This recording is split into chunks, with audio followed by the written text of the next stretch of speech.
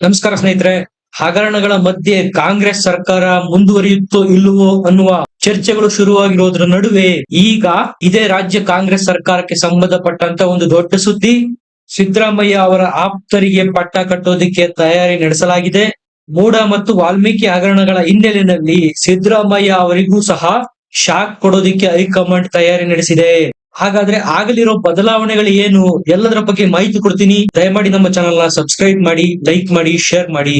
ಸ್ನೇಹಿತರೆ, ನಿಮ್ಗೆಲ್ಲ ಗೊತ್ತು, ಮೂಡ ಹಗರಣ ಮತ್ತು ವಾಲ್ಮೀಕಿ ಹಗರಣ ಇಲ್ದೆ ಹೋಗಿದ್ದಿದ್ರೆ ಅಕ್ಷರಶಃ ಸಿದ್ದರಾಮಯ್ಯನವರು ಅವರ 2.0 ಸರ್ಕಾರದಲ್ಲಿ ಅನ್ಸ್ಟಾಪಬಲ್, ಯಾರು ಸಿದ್ದರಾಮಯ್ಯನವ್ರನ್ನ ಮುಟ್ಟೋದಕ್ಕೂ ಸಾಧ್ಯ ಆಗ್ತಾ ಇರ್ಲಿಲ್ಲ. ಆದ್ರೆ ಯಾಕೋ ಏನೋ ಸಿದ್ದರಾಮಯ್ಯನವರ ಟೈಮು ಅವರ ಎರಡನೆಯ ಆಳ್ವಿಕೆಯ ಅವಧಿನಲ್ಲಿ ಸರಿ ಇದ್ದಂತೇನೆ ಇಲ್ಲ. ಪಕ್ಷದ ಒಳಗಿನಿಂದಲೂ ಸಹ ಸಂಕಷ್ಟ ಎದುರಿಸ್ತಾ ಇದ್ದಾರೆ. ಇನ್ನ ಪ್ರತಿಪಕ್ಷಗಳಂತೂ ಡೈರೆಕ್ಟ್ ಆಗಿ ಸಿದ್ದರಾಮಯ್ಯನವರ ಮೇಲೇನೆ ವಾಗ್ದಾಳಿ ಮಾಡ್ತಾ ಇದ್ದಾರೆ. ಈಗ ಅವರೇ ಟಾರ್ಗೆಟ್.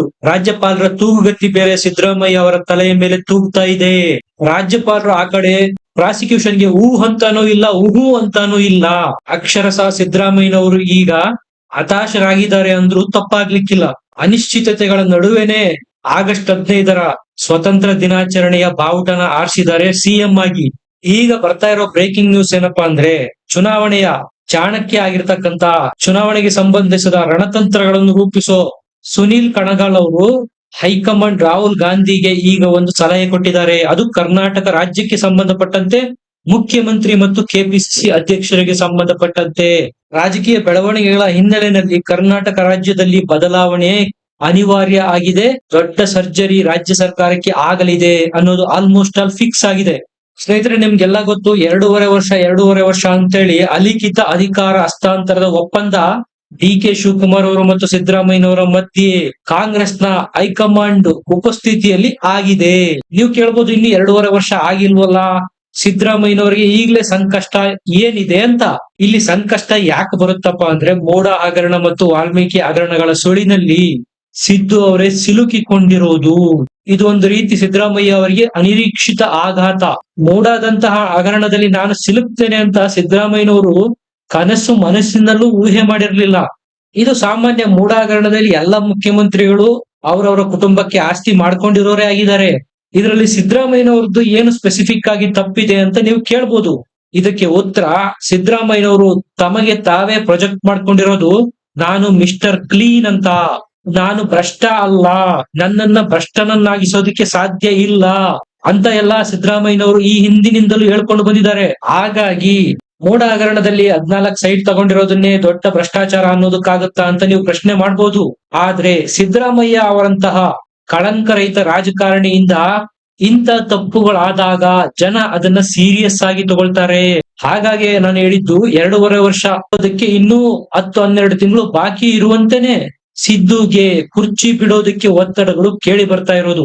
ಸುನಿಲ್ ಕಣಗಾಲ್ ಅವರು ಕೊಟ್ಟಿರೋ ಸಲಹೆ ಪ್ರಕಾರ ಸಿಎಂ ಕುರ್ಚಿಗೆ ಡಿ.ಕೆ. ಶಿವಕುಮಾರ್ ಅವರನ್ನೇ ಕೂರ್ಸೋಣ, ಆದರೆ ಹೆಚ್ಚಿನ ಸಚಿವ ಸ್ಥಾನ, ಪ್ರಭಾವಿ ಖಾತೆಗಳನ್ನು ಡಿ.ಕೆ. ಶಿವಕುಮಾರ್ ಅವರ ಬಣಕ್ಕೆ ಕೊಡದೆ ಸಿದ್ದರಾಮಯ್ಯ ಅವರ ಬಣಕ್ಕೆ ಕೊಡುವ ಮಾಸ್ಟರ್ ಪ್ಲಾನ್ ಈಗ ಸುನಿಲ್ ಕಣಗಾಲ್ ಅವರಿಂದ ರೆಡಿಯಾಗಿದೆ. ಇದನ್ನೇ ಅವರು ರಾಹುಲ್ ಗಾಂಧಿ ಅವರ ಜೊತೆ ಚರ್ಚೆ ಮಾಡಿದ್ದಾರೆ ಸಹ. ಡಿ.ಕೆ. ಶಿವಕುಮಾರ್ ಅವರ ಬಣದ ಜೊತೆ ಗುರುತಿಸಿಕೊಂಡಿರ್ತಕ್ಕಂತಹ ಪ್ರಭಾವಿ ಸಚಿವರು ಅವರುಗಳ ತಲೆದಂಡ ಆದ್ರೂ ಸಹ ಆಶ್ಚರ್ಯ ಇಲ್ಲ. ಕಾರಣ, ಸಿದ್ದರಾಮಯ್ಯ ಅವರು ಕೆಳಗಿಳಿತಾ ಇರೋದ್ರಿಂದ ಅವರು ಸಹಜವಾಗಿ ಡಿಮ್ಯಾಂಡ್ ಮಾಡ್ತಾರೆ, ನಮ್ಮ ಬಣದವರಿಗೆ ಸಚಿವ ಸಂಪುಟದಲ್ಲಿ ಪ್ರಾತಿನಿಧ್ಯ ಬೇಕೇ ಬೇಕು ಅಂತ. ಸಹಜವಾಗಿ ಅವರು ಸಿಎಂ ಕುರ್ಚಿನೇ ಬಿಟ್ಕೊಟ್ಟಿರೋದ್ರಿಂದ ಬ್ಯಾಲೆನ್ಸ್ ಮಾಡ್ಬೇಕಾದ್ರೆ ಸಿದ್ದು ಬಣಕ್ಕೆ ಹೆಚ್ಚಿನ ಸ್ಥಾನಮಾನ, ಪ್ರಾತಿನಿಧ್ಯ ಕೊಡಲೇಬೇಕಾಗುತ್ತೆ. ಈಗ ಸಿದ್ದರಾಮಯ್ಯನವರು ಸಹ ಡಿಸೈಡ್ ಮಾಡಿದ್ದಾರೆ, ಆಯಕಟ್ಟಿನ ಜಾಗಗಳಾಗಿರ್ತಕ್ಕಂಥ ಡಿಸಿಎಂ ಮತ್ತು ಕೆಪಿಸಿಸಿ ಹುದ್ದೆಗೆ ತಮ್ಮವರೇ ಆಯ್ಕೆಯಾಗಬೇಕು ಅಂತ. ಕೆಪಿಸಿಸಿ ಹುದ್ದೆಗೆ ಅವರು ಸೂಚಿಸಿರೋದು ಸತೀಶ್ ಜಾರಕಿಹೊಳಿ ಅವರ ಹೆಸರನ್ನು ಮತ್ತು ಡಿಸಿಎಂ ಹುದ್ದೆಗೆ ಎಂ.ಬಿ. ಪಾಟೀಲ್ರನ್ನ ಕೂರಿಸ್ಬೇಕು ಅಂತ ಸಿದ್ದರಾಮಯ್ಯ ಬಣ ಪ್ರಯತ್ನ ಮಾಡ್ತಾ ಇದೆ. ಆ ಮೂಲಕ ಡಿ.ಕೆ. ಶಿವಕುಮಾರ್ ಅವರು ಸಿಎಂ ಆದ್ರೂ ಸಹ ಪವರ್ ಹೆಚ್ಚು ಕಡಿಮೆ ಸಿದ್ದು ಬಣದ ಹತ್ತಿರನೇ ಇಟ್ಟುಕೊಳ್ಳುವುದು ಸಿದ್ದರಾಮಯ್ಯ ಅವರ ರಣತಂತ್ರ ಅಂತ ಹೇಳಲಾಗ್ತಾ ಇದೆ. ನೋಡಿ, ಕೆಪಿಸಿಸಿ ಅಧ್ಯಕ್ಷರಾದ್ರೆ ಸಹಜವಾಗಿ ಸತೀಶ್ ಜಾರಕಿಹೊಳಿ ಅವರ ಬಳಿನೇ ಸಂಘಟನೆಯ ಎಲ್ಲ ಪವರ್ ಇರುತ್ತೆ. ಇನ್ನು ಉಪಮುಖ್ಯಮಂತ್ರಿ ಹುದ್ದೆ ಸೃಷ್ಟಿ ಮಾಡೋದ್ರಿಂದ ಮುಖ್ಯಮಂತ್ರಿಗಳಿಗೂ ಟಕ್ಕರ್ ಕೊಟ್ಟಂತಾಗತ್ತೆ. ತಮ್ಮ ಬಣವನ್ನು ವಿಶ್ವಾಸಕ್ಕೆ ತೆಗೆದುಕೊಳ್ಳಲೇಬೇಕಾಗತ್ತೆ. ಇಲ್ಲಿ ಡಿ.ಕೆ. ಶಿವಕುಮಾರ್ ಅವರು ಸಿದ್ದು ಬಣವನ್ನು ಸಹ ವಿಶ್ವಾಸಕ್ಕೆ ತೆಗೆದುಕೊಂಡೇ ನಿರ್ಣಯಗಳನ್ನು ತೆಗೆದುಕೊಳ್ಳಬೇಕಾಗುತ್ತೆ. ಒಂದರ್ಥದಲ್ಲಿ ಮೂಗು ದಾರ ಹಾಕೋದು ಇದರ ಹಿಂದಿರತಕ್ಕಂತ ಮಾಸ್ಟರ್ ಪ್ಲಾನ್. ಅಷ್ಟೇ ಅಲ್ಲ, ಯತೀಂದ್ರ ಸಿದ್ದರಾಮಯ್ಯನವರು ರಾಜಕೀಯದಲ್ಲಿ ಸಕ್ರಿಯವಾಗಿದ್ದಾರೆ. ಅವರಿಗೂ ಸಹ ರಾಜಕೀಯ ಭವಿಷ್ಯ ಕಲ್ಪಿಸಬೇಕಾಗಿರೋದು ಸಿದ್ದರಾಮಯ್ಯ ಅವರ ಜವಾಬ್ದಾರಿ ಆಗಿರೋದ್ರಿಂದ ಅವರಿಗೆ ಸಂಪುಟದಲ್ಲಿ ಪ್ರಭಾವಿ ಖಾತೆನೇ ಕೊಡಬೇಕು ಅಂತ ಡಿಮ್ಯಾಂಡ್ ಮಾಡ್ತಾರೆ ಸಿದ್ದರಾಮಯ್ಯ ಅವರು. ಅದು ಲೋಕೋಪಯೋಗಿ ಖಾತೆ ಆಗಿರ್ಬೋದು, ಜಲಸಂಪನ್ಮೂಲ ಆಗಿರ್ಬೋದು.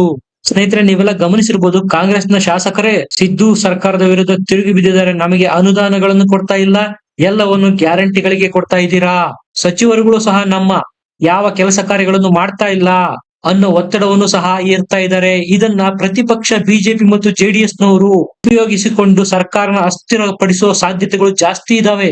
ಹಾಗಾಗಿ ಸಿದ್ದು ಬಣ ಮತ್ತು ಡಿಕೆಶಿ ಬಣದ ನಡುವೆ ಬ್ಯಾಲೆನ್ಸ್ ಮಾಡ್ತಕ್ಕಂತ ಸಂಪುಟನ ಅಸ್ತಿತ್ವಕ್ಕೆ ತರೋದು, ಸಿದ್ದರಾಮಯ್ಯನವರಿಗೆ ಯಾವುದೇ ರೀತಿಯ ಹರ್ಟ್ ಆಗದೆ ಇರುವ ತರ ಅವರನ್ನು ಸಿಎಂ ಹುದ್ದೆಯಿಂದ ಕೆಳಗಿಳಿಸೋದು. ಇದು ಈಗ ಕಾಂಗ್ರೆಸ್ ಹೈಕಮಾಂಡ್ ಮಾಡಿರ್ತಕ್ಕಂತ ಮಾಸ್ಟರ್ ಪ್ಲಾನ್. ಸ್ನೇಹಿತರೆ, ಸಿದ್ದರಾಮಯ್ಯ ಅವರೇನಾದ್ರೂ ಸಿಎಂ ಕುರ್ಚಿನಿಂದ ಇಳಿದ್ರೆ ಪ್ರತಿಪಕ್ಷ ಬಿಜೆಪಿ ಮತ್ತು ಜೆಡಿಎಸ್ ನವರ ಕೈಗೆ ದೊಡ್ಡ ಅಸ್ತ್ರನೇ ಸಿಕ್ಕಂತಾಗತ್ತೆ. ನಾವು ಮಾಡಿರ್ತಕ್ಕಂತ ಪಾದಯಾತ್ರೆ ಸಕ್ಸಸ್ ಆಯ್ತು ಅಂತ ಜನರ ಮುಂದೆ ಹೋಗ್ತಾರೆ. ಇದನ್ನು ಸಹ ಈಗ ಕಾಂಗ್ರೆಸ್ ನವರು ಯೋಚನೆ ಮಾಡಿ ಡಿಲೇ ಮಾಡ್ತಾ ಇರೋದು. ಈಗೇನಾದ್ರೂ ಸಿದ್ದರಾಮಯ್ಯ ಅವರನ್ನ ಸಿಎಂ ಕುರ್ಚಿಯಿಂದ ಇಳಿಸಿದ್ರೆ ನಾವು ಬಿಜೆಪಿ ಮತ್ತು ಜೆಡಿಎಸ್ ನವರ ಹೋರಾಟಕ್ಕೆ ಮಣಿದ್ವಿ, ಭ್ರಷ್ಟಾಚಾರದಲ್ಲಿ ನಮ್ಮ ಸಿಎಂ ಪಾಲ್ಗೊಂಡಿದ್ದಾರೆ ಅಂತ ಒಪ್ಪಿಕೊಂಡಂತಾಗುತ್ತೆ ಅನ್ನೋ ಸಂಕಷ್ಟ ಸಹ ಈಗ ಕಾಂಗ್ರೆಸ್ ಎದುರಿಸ್ತಾ ಇದೆ. ನೀವೇ ನೋಡಿ, ಕಾಂಗ್ರೆಸ್ನವ್ರಿಗೂ ಬೇಕಾಗಿದೆ ರಾಜ್ಯಪಾಲರೇ ಪ್ರಾಸಿಕ್ಯೂಷನ್ಗೆ ಅನುಮತಿ ಕೊಟ್ಟು ಬಿಡ್ಲಿ, ಆಗ ನಮಗೂ ಒಂದು ಅಸ್ತ್ರ ಸಿಗುತ್ತೆ ಬಿಜೆಪಿ ವಿರುದ್ಧ ಹೋರಾಟ ಮಾಡೋದಿಕ್ಕೆ. ಇವರು ರಾಜ್ಯಪಾಲರ ಹುದ್ದೆಯನ್ನ ದುರುಪಯೋಗ ಪಡಿಸ್ಕೊತಾ ಇದ್ದಾರೆ, ನಮ್ಮ ಸರ್ಕಾರ, ಬಹುಮತ ಇರ್ತಕ್ಕಂಥ ಸರ್ಕಾರನ ಕೆಳಗಿಳಿಸೋದಿಕ್ಕೆ, ಅಸ್ಥಿರಗೊಳಿಸೋದಿಕ್ಕೆ ಪ್ರಯತ್ನ ಮಾಡ್ತಾ ಇದ್ದಾರೆ ಅನ್ನೋ ಅಸ್ತ್ರ ಸಿಗುತ್ತೆ. ಹಾಗಾಗಿ ಈಗ ಕಾಂಗ್ರೆಸ್ನವರು ಸಹ ಬಯಸ್ತಾ ಇದ್ದಾರೆ ರಾಜ್ಯಪಾಲರು ಪ್ರಾಸಿಕ್ಯೂಷನ್ಗೆ ಅನುಮತಿ ಕೊಡ್ಲಿ, ಅದಾದ್ಮೇಲೆ ಸಿದ್ದರಾಮಯ್ಯನವರಿಗೆ ನೈತಿಕತೆಯ ಹೊಣೆ ಹೊತ್ತು ರಾಜೀನಾಮೆ ಕೊಟ್ಬಿಡಿ ಅಂತ ಕೇಳೋಣ.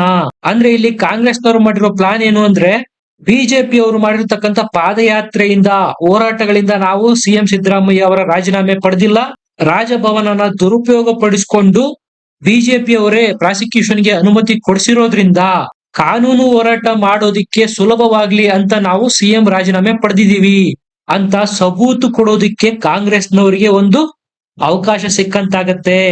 ಹಾಗಾಗಿ ಕಾಂಗ್ರೆಸ್ ಹೈಕಮಾಂಡ್ ಇನ್ನೂ ಸಿದ್ದರಾಮಯ್ಯ ಅವರ ರಾಜೀನಾಮೆಗೆ ಸೂಚನೆ ಕೊಟ್ಟಿಲ್ಲ. ಸ್ನೇಹಿತರೆ, ಇಲ್ಲಿ ತಿರುಳೇನಪ್ಪಾ ಅಂದ್ರೆ, ಸಿಎಂ ಸಿದ್ದರಾಮಯ್ಯ ಅವರು ಹುದ್ದೆಯಿಂದ ಇಳಿಯೋದು ಗ್ಯಾರಂಟಿ, ಡಿ ಕೆ ಶಿವಕುಮಾರ್ ಅವರು ಬರ್ಬೇಕು ಅನ್ನೋದು ಹೈಕಮಾಂಡ್ ನ ನಿರ್ಣಯ. ಆದ್ರೆ ಇದು ಇಂಪ್ಲಿಮೆಂಟ್ ಯಾವಾಗ ಆಗುತ್ತೆ ಅಂದರೆ ರಾಜ್ಯಪಾಲರ ನಿರ್ಧಾರದ ಮೇಲೆ ಈ ಎಲ್ಲ ಸನ್ನಿವೇಶಗಳು ಡಿಪೆಂಡ್ ಆಗಿರೋದು. ನಿಮಗೇನನ್ಸುತ್ತೆ ಕಮೆಂಟ್ ಮಾಡಿ ತಿಳಿಸಿ, ಲೈಕ್ ಮಾಡಿ, ಶೇರ್ ಮಾಡಿ, ನಮ್ಮ ಚಾನೆಲ್ ನ ಸಬ್ಸ್ಕ್ರೈಬ್ ಮಾಡಿ. ಮತ್ತೆ ಸಿಗೋಣ, ನಮಸ್ಕಾರ.